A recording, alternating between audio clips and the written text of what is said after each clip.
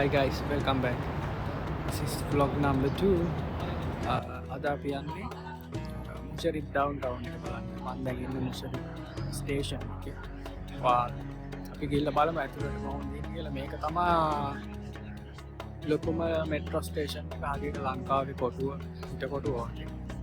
මෙතන ඉඳලා වාට ඕන තැනකට මෙට්‍රෝ එක යන්න පුළුවන්. අපි ඉස්සරහට ගිහිල්ලා බලමු.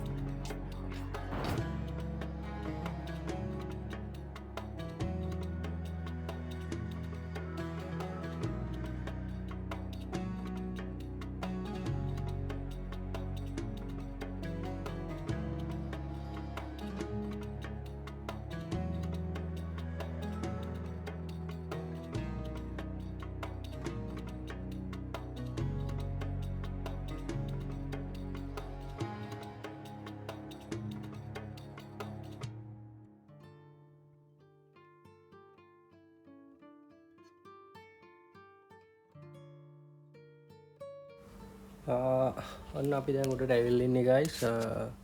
මේකේ මේ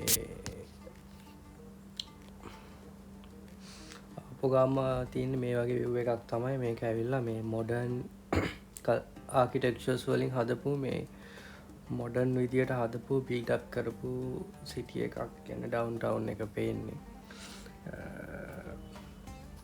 මොනවාද මෙතන මේක මේ කන්ස්ට්‍රක්ෂන්ස් කරන්න පටන් අරන් තින්නේ 2010 ඉඳන් 2021 වෙනකන් මේකේ කන්ස්ට්‍රක්ෂන් කරලා මේක හදලා තියෙනවා. මෙයාලගේ ෆෝකස් එක වෙලා තියෙන්නේ FIFA World Cup එකට තමයි මේක හදලා තියෙන්නේ. මෙහි මේ මම දාන්නම් පැත්තෙන් ෆොටෝ එකක්. මේක මේ 2010 වගේ කාලේ මේක තිබ්බ විදිහයි දැන් තියෙන විදිහයි. ඉතින් ලොකු මුදලක් වියදම් කළා තමයි මේක හදලා තියෙන්නේ මේ ගානට. එතකොට ඇත්තටම කියන්න ඕනේ මේ රටවල් මේ ගානට දියුණු වෙන්න මේ ගානට මේවා හදන්න දකුණු ආසියාතික රටවල මිනිස්සු මං හිතන්නේ ගොඩක් මහන්සි වෙලා තියෙනවා. මේ මහන්සියේ ප්‍රතිඵලයක් විදිහට තමයි මේ මෙච්චර ලස්සනට මේවා හදලා ඒගොල්ලෝ දැන් මේන්ටේන් කරන් යන්නේ. ඔය යන්නේ ට්‍රෑම් එක. ඔය ට්‍රෑම් එකේ ඔයාලට පුළුවන් මේ සිටි එක වටේ රවුමක් යන්න. මෙහෙ මේක වටේම මේ ඩවුන්ටවුන් එක වටේම යනවා ඔය ට්‍රෑම් එක. ඒක ෆ්‍රී. ඔයාලට යන්න පුළුවන් වටේම ඕකේ නැගලා නැත්තම් ඇවිදගෙන යන්නත් පුළුවන්. අපි යන් ඉස්සරහට.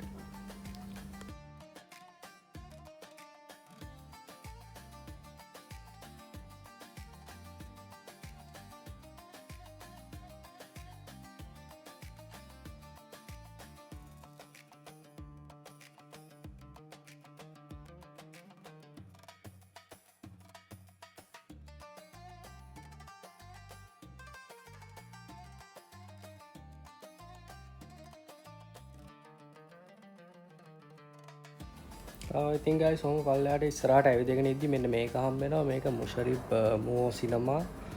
මෙතන ෆිල්ම්ස් බලන්න පුළුවන් ෆිල්ම් හෝල්ස් තියෙනවා ඒක ඇතුලේ. ඒ වගේ දේවල් තමයි තියෙන්නේ. ඒ ටිකත් බලාගෙන අපි ඉස්සරහට යනවා. මේකේ මේ විදිහට හදපු ලස්සන මේ එක අයිටම්ස් හැමතැනම තියෙනවා පාරේ.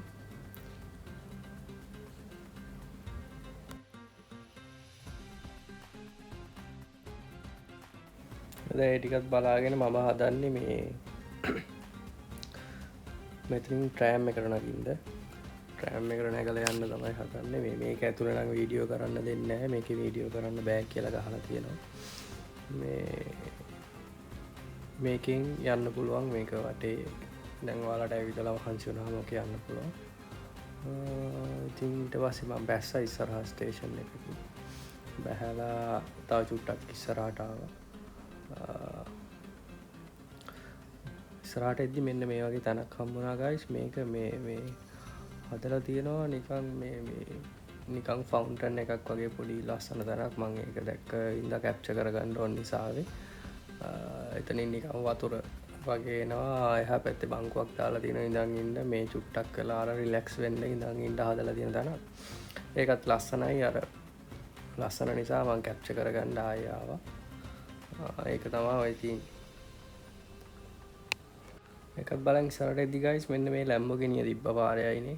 ඒකත් බලාගෙන අපි ඉස්සරහට ගියා. යද්දි මෙන්න මේ වගේ උන්චි ප්ලේන් එකක් වගේ හම්බුණා. ඒක ඇතුලේ තිබ්බ නිකන් වතුර දාපු පොඩි තැනක්, වතුර වැටෙන ලස්සනට හදපු තැනක්. ඒකත් බලන් අපි ඉස්සරහට ගියා. ඉස්සරහට යද්දි මේ පාර මේන් රෝඩ් එකට තමයි වැටෙන්නේ. එතනින් ඔයාලට පේනවා මේ සූක් එක.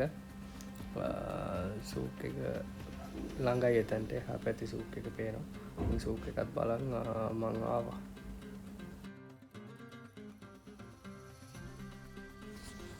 ඉතින් තව එකක් කියන්න ඕනේ, මේක ඇතුලේ තිබ්බේ තනිකරම ගොඩක් කැෆේස් වගේ මේ වගේ හදලා මේ එළිය තමයි යාලා සර්ව් කරන්නේ. එහෙම ටේබල්ස් දාලා මේ වින්ටර් එක නිසා සීතලයි.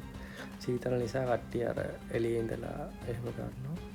ඊට අපි ඉස්සරහට ගියා.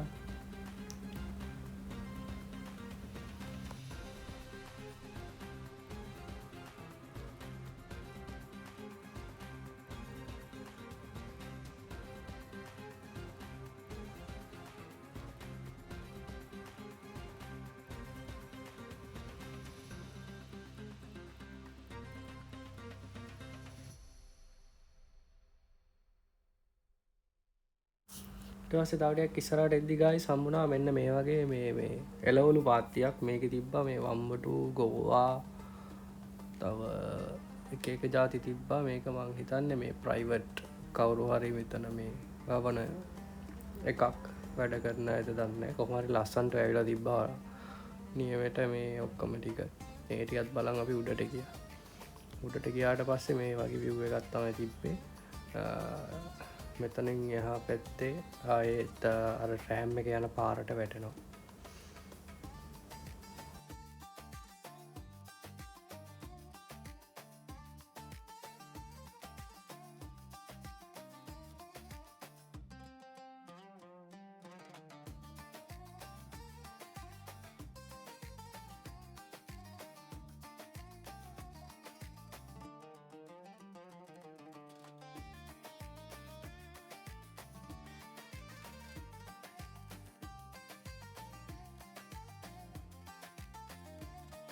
ඉතින් guys අතනින් තා චුට්ටක් මං ඉස්සරහට ඇවිදගෙන ආවා. ඇවිදන් ඇවිල්ලා මේ ටිකත් බලලා මෙන්න මෙතන චුට්ටක් කළා ඉඳගෙන ඉඳලා පොඩ්ඩක් රිලැක්ස් වෙලා හවස් වෙනකන් ඉඳලා ඊට පස්සේ මම ගෙදර ගියා.